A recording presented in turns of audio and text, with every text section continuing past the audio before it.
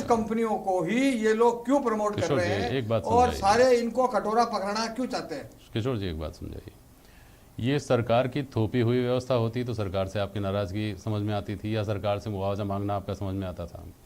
ये आप लोगों को नहीं लगता कि ये तो वक्त के साथ बदलाव जो आते हैं उन बदलावों का ही एक हिस्सा ये है, और इसके लिए आपको अपने आप को भी तैयार करना पड़ेगा। एक मिनट पूरा सुनिएगा मेरी बात को। अगर अमेज़ोन या दूसरी जो भी कंपनियां ऑनलाइन जो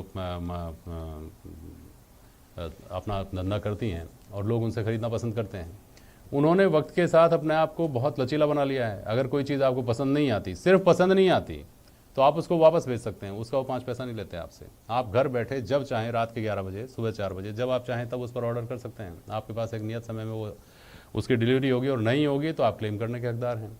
इस तरह की बहुत सारी चीज़ें। और एक तो मैंने कहा वक्त के साथ, दूसरी बात, पिछले 1-1.5 साल में तो स्थितियाँ ही ऐसी हो गई थी कि दुकानें जब सब बंद थी तब एकमात्र विकल्प था आपके पास कि आपको इन कंपनियों के पास जाना ही पड़ा। तो आप इसको नियति कर लीजिए। एक बार ग्राहक के पैर जहाँ पड़ जाते हैं वहाँ पर आप लोग कहते हैं, व्यापारी लोग ही कहते हैं कि वहाँ पर वो बार बार जाता है अगर उसको चीज़ समझ में आती है।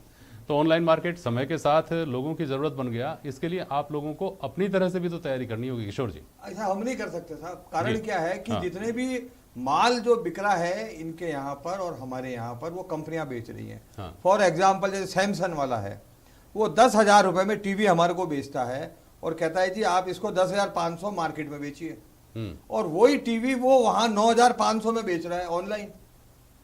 अच्छा। कस्टमर क्या है, हमारे दुकानों पे आता है, दुकानों का किराया हम दे रहे हैं, बिजली के पैसे हम खर्च कर रहे हैं, वो आके यहाँ पर हर चीज देखेगा, चलाएगा, उसको डिस्प्ले देखेगा, देख दाख के, और वो नंबर नोट कर लेता है कि टीवी का नंबर क्या है, और उसके बाद में उस नंबर का वो ऑनलाइन से मंगा लेता है। ठीक है। हमारा जो मेन विरोध है वो इस बात का है कि सरकार को ये चाहिए कि वहां पर 9,500 रुपए की अगर ये कंपनी चीज बेच रही है और हम लोगों को 10,000 में बेच रही है, तो हम इनसे कैसे कंपटीशन कर सकते हैं? तो सरकार क्या करे वो बताइए। सरकार को ये चाहिए कि जो ऑनलाइन मार्केट से अगर पब्लिक खरीद रही है, उसको कई तरीके का फायदा हो रहा है, उसको बाजार में नहीं जाना पड़ा, पेट्रोल का पैसा बच गया, ये हो गया, तो कम से कम 25% एक्स्ट्रा उसके ऊपर टैक्स सरकार लगाए कि अगर आपको ऑनलाइन की सुविधा लेनी है, सरकार की आय भी बढ़ेगी और कस्टमर ये होगा कि भाई 25% ज्यादा लग रहे हैं, तो बेचारा वो सीधा बाजार में आएगा, हमारा बाजार भी चलेगा। तो सरकार को इस तरीके का कोई ना कोई कठोर निर्णय लेना पड़ेगा इस बाजारों को बचाने के लिए। केंद्र सरकार के भी और राज्य सरकार के भी नुमाइंदगी करने वाले, पार्टी की नुमाइंदगी करने वाले लोग हमारे साथ हैं। पहले सुमित जी को इस पर टिप्पणी ले लूँ।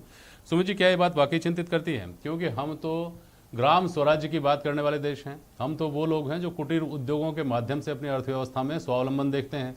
और अगर ये किशोर टाक की चिंता को अगर मद्देनजर रखा जाए तो इसका मतलब वाकई जो छोटा व्यापारी है, जो मझोला व्यापारी है, जो मेहनत करके सुबह से शाम तक दुकान पे बैठ करके अपना परिवार पालना चाहता है, उसके लिए तो बहुत बड़ी चिंता खड़ी हो गई है। सरकारें कुछ नहीं कर सकती क्या इसमें? देखो शर्मा जी, जब मॉल्स आए थे, बड़े बड़े शोरूम्स आ रहे थे, ग्रोसरी स्टोर आ रहे थे, तब सब यही कह रहे थे कि अपने मोहल्ले की परचून की दुकानें बंद होगी। ये उस समय संशय जताया जा रहा था। पर आज देखिए मॉल संस्कृति आए हुए 20 साल के लगभग हो रहे हैं, और देखिए वो वहीं पर जो मोहल्ले का परचून की किराने की दुकान है वो भी और मजबूत हुई है समय के साथ। उसने भी परिवर्तन अपने आप में लाया है। तो इस समय की मांग है, कंज्यूमर इज द किंग। जो ग्राहक को अच्छा लगेगा ग्राहक वैसा करेगा, आप उसे रोक नहीं सकते। ये बात इनकी काफी हद तक जायज भी हो सकती है, मैं ये नहीं कहूंगा कि बिल्कुल बात वाजिब है, पर अपने को समय के हिसाब से बदलना पड़ेगा। और व्यापार बदल रहा है, और जो समय के हिसाब से बदल रहे हैं वो बिल्कुल व्यापारी आगे भी बढ़ रहे हैं। पर एक बात ये कहना चाहूंगा कि आपका जो विषय ये है कि कोरोना के बाद बाजार कैसा, बिल्कुल कोरोना के बाद बाजार में केंद्रीय अपने वित्त मंत्री निर्मला सीतारमन जी लगातार कह रही हैं कि इकोनॉमी में जोरदार रॉबस्ट बूस्ट आएगा। इंडिया की जीडीपी शानदार, जो पीछे कोरोना के कारण जो नुकसान है उससे बेहतरीन गति से बढ़ेगी, और भारत विकसित देशों की श्रेणी में जो 5 ट्रिलियन डॉलर इकोनॉमी का जो मोदी जी का सपना है वो साकार होगा। और एक बात और कहूंगा कि इस बार मानसून ओवरऑल देश में अच्छा रहा है, तो उसका भी प्रभाव किसान के पास जो पैसा है वो भी बाजार में आएगा। और उम्मीद करते हैं कि बिल्कुल बाजार में दिवाली के बाद हमें लगने लगेगा, दिवाली के दौरान और दिवाली के बाद भी समृद्धि और व्यापार बढ़ेगा। कैसे लगेगा सुमित जी, किस चीज से लगेगा समझ में नहीं आता। हर चीज की तो महंगाई की बात होती है, और ये बात आप भी जानते हैं, आप भी एक व्यक्ति भी हैं, आप विधायक के साथ साथ एक पार्टी के प्रतिनिधि के साथ साथ। बिल्कुल महंगाई की आपने बात करी, कारें महंगी हुई है, 1-1 लाख 1.5 लाख पर। आप देखिए कारों की अभी भी वेटिंग चल रही है।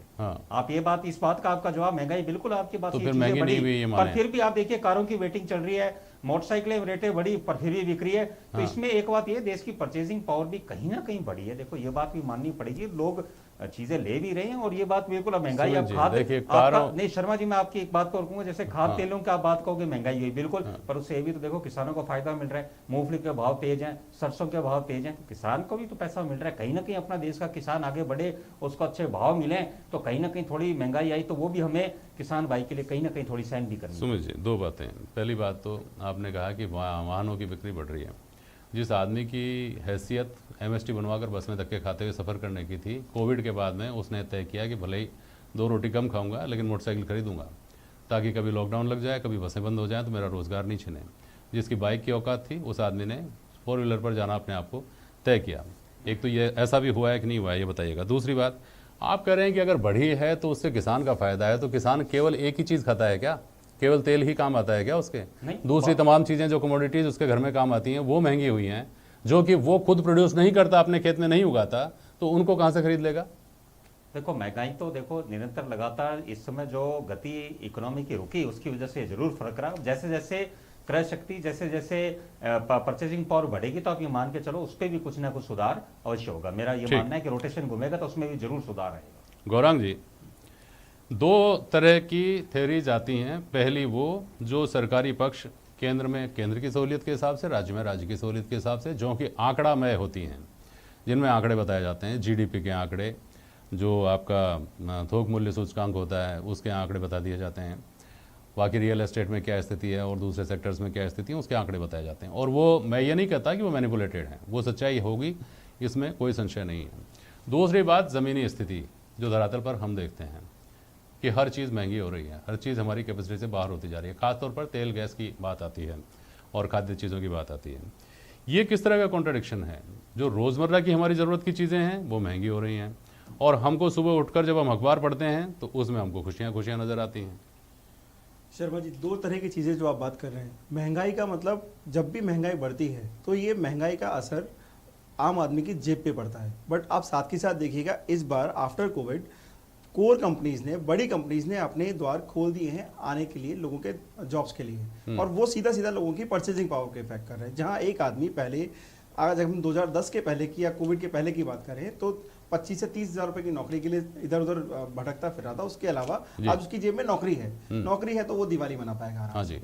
रही बात महंगाई की, महंगाई एक तरफ बढ़ रही है, दूसरी तरफ सरकार ने रिटेल लोन्स का एक रास्ता खोल दिया है, जिससे आम आदमी की जेब में पैसा पहुंचे, बाजार में पैसा आए। अगर बाजार में पैसा आएगा तो दिवाली हम लोग सही से मना पाएंगे।